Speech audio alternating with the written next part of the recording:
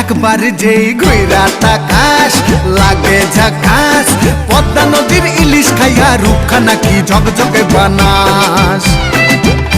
একবার যেই ঘুইরা তাকাস লাগে ঝাকাস, পদ্মা নদীর ইলিশ খাইয়া রূপখানা কি ঝকঝকে বানাস। ওলালা হো, ওলালা হো, ওলালা হু।